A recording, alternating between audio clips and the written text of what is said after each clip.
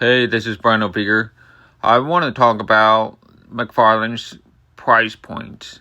On his figures, he is now charging way too much money for his action figures. I'm going to put out some examples. Like, for regular retail figures, would be like Obsidian and Mr. Skulls and Azrael Batman, the red outfit Azrael Batman. They are regular releases, which are like $27 to $28, which are still pretty expensive, but they are like not high end or anything. They're not collector edition. They're just regular retail action figures, and they are way up to like $28. Ridiculous.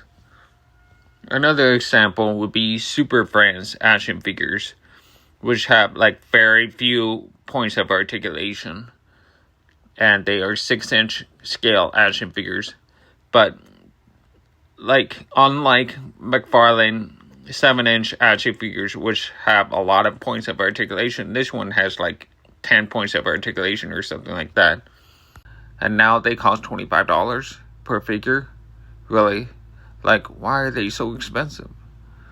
I mean, like, not really 25, but they are practically $25 if you pay for the shipping and the tax, right?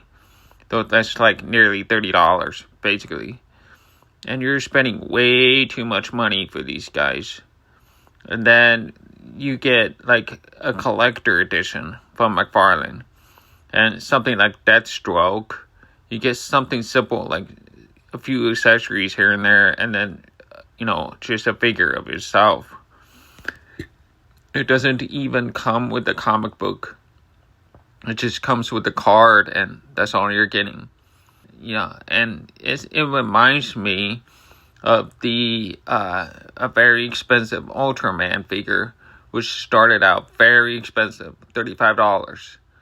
Now he is on sale somewhere on Best Buy for only $20 per Ultraman figure.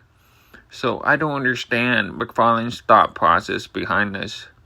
Like, why is he charging way too much money for this stuff? Is it him, or does it have something to do with DC and Warner Brothers or what have you? I don't know. Now, then the Godzilla and Superman 2-pack, and you can see that just how expensive it really is, and that Godzilla is just nothing. It has very few articulation points compared to Superman, and it's just too expensive to me. Like, what's the point of this? Like, why am I spending that much money for these things? Why is it $80? You know what I mean? Like, why is it really $80? It's so expensive. It doesn't even come with an alternate head that's like a neutral alternate head, or like a gritty teeth, or like a stern focused expression of Superman. None of that. Just all you get is the screaming head and the tiny miniature action figure, and that large useless Godzilla action figure which hardly moves anything. Honestly, it just makes no sense to me. Why is it so expensive? Why are they charging too much money right now? Like, almost every figure that has come out, that the ones we want, like Deathstroke, classic Superman, Hawkgirl, Supergirl, classic Batman, even the movie Michael Keaton Batman, they're gonna charge a lot of money for these figures. I don't understand why make them so expensive. And I know why. It's because they're trying to take advantage of you. They're using strings on your heart, on your nostalgia, and they're trying to make you spend more than you should for these figures. Now I want to talk about something else other than DC. And we know for sure it is definitely McFarlane overcharging their figures. Okay? Because if it was DC, then Mortal Kombat would have been cheaper here. It's not cheaper here. It is $30 per Mortal Kombat Classic action figures. Why? Like, what are they doing? You know, I don't understand what is going on. Maybe it's Warner Brothers? Is Mortal Kombat under Warner Brothers? Possible. But anyway, what we're seeing here is these figures are $30 per figure, right? And then there's this 2-pack, which is freaking $70 for a 2-pack. Really? Why is it not $40? What happened? What happened? Why are they so? Why is it $35 per figure here? I don't understand that. I don't think tariffs has anything to do with this right now. This is too much money, period.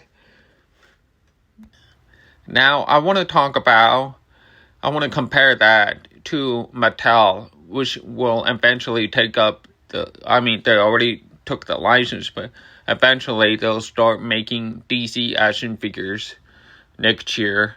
And I want to make a comparison between McFarlane and Mattel.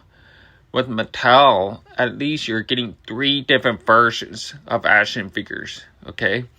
The first one is the main event version, which is on the far left. The one in the middle is the elite version. And this elite version has a little bit more articulation points compared to the main event version. Main event has fewer points of articulation, but it's still poseable. It's just no ankle articulation, no wrist joints, no ab crunch or anything like that. The Elite offers most basic articulation points, kind of similar to the old Marvel Legends action figures from 10 years ago. They're going to offer you like the most basic action figure points, like articulation points.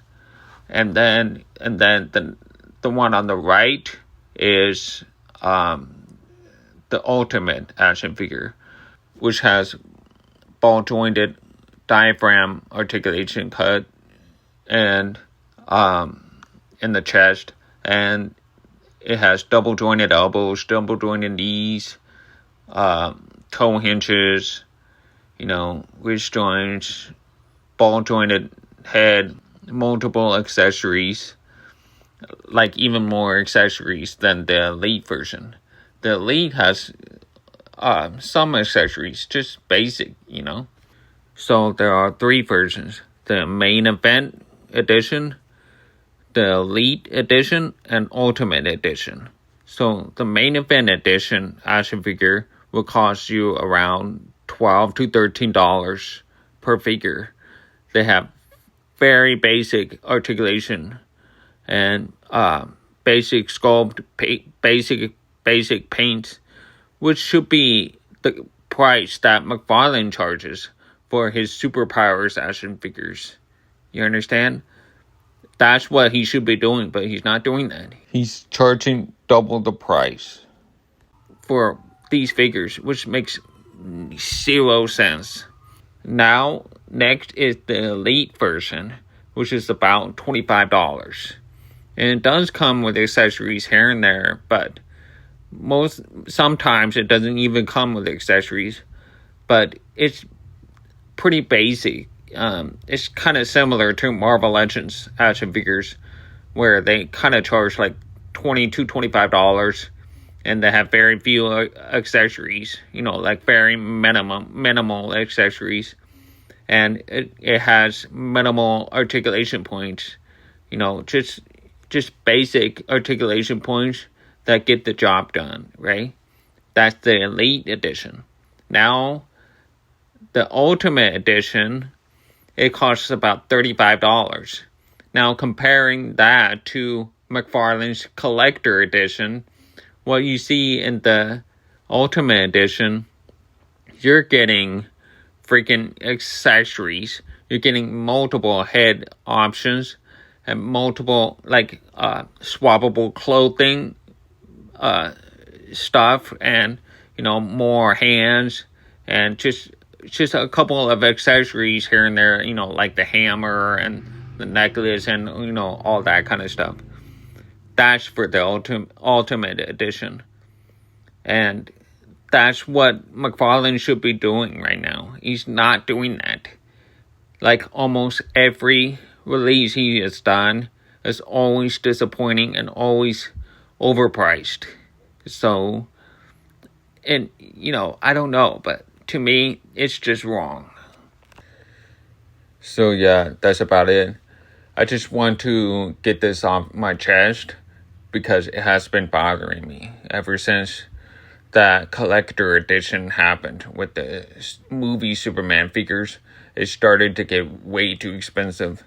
And I just wanted to talk about it. Like, what do you think about that? I'm pretty sure you got pissed about that. I mean, that's just way too much money. And they do not warrant any more than $22 at all. They should be $20 per figure, period. And I'm talking about the McFarlane action figures. So, and the superpowers or super friends action figures should be really $12 per figure, not $25, $23. Like, are you nuts? And then for their superpowers line, their superpowers action figures should be like only $7 per figure. Really?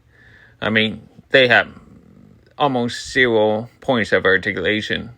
Like the most useless articulation you can get. And they should not be more than like $10. So, yeah, what do you think?